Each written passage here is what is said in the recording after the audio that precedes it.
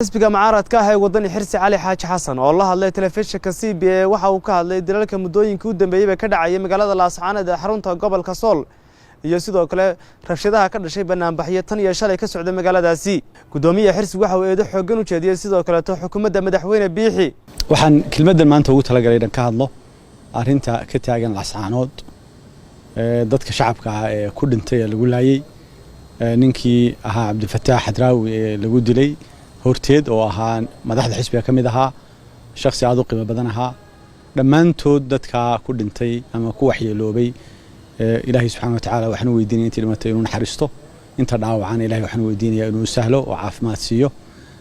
waxaan aad iyo aad uga xunnahay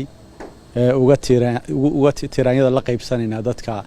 dhibtu gaadhay ku dhintay dadkooda ku dhintay waan u tacsiyeenaynaa waxaan leenahay ilaahay subxaanahu wa ta'aala sabr iyo iimaan haydi ka siiyo haynaga wada siiyo waxaan sidoo kale aad iyo aad si adag u cambaareynaa uga soo horjeednaa uga xunnahay in dhibtaas u dhacdo iyo xukuumadda joogta ee geysatay dhibta geysatay kaga jawaabtay iyadoo la dilay oo loo baahanaa Cabdifataax cidii dishay la soo qabto in dad kale ku dhintaan waa guuldarro weyn oo Soomaaliland soo hoyatay in la yiraahdo shacabkii baa loo adeegsanay xabad oo dad shacab aan hubaysnayn ayaa rasaas nool loo adeegsaday bale waxa taa ka sii daran inay muuqanayeen oo ay muuqaalo la soo duubay gawaadhi tigniku laga rigay rasaas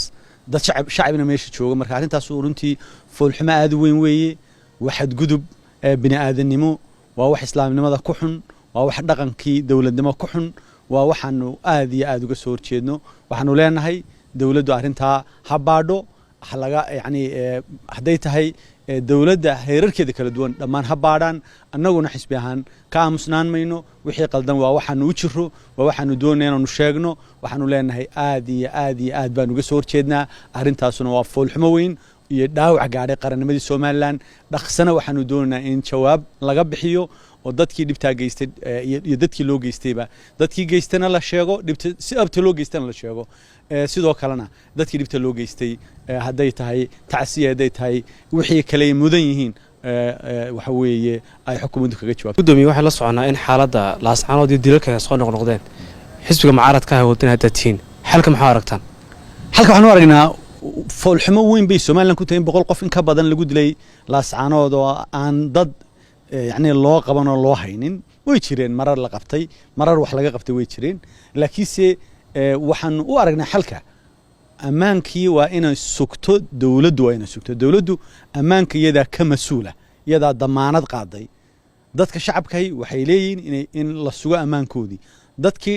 la laayay waa in jawaab laga bixiyaa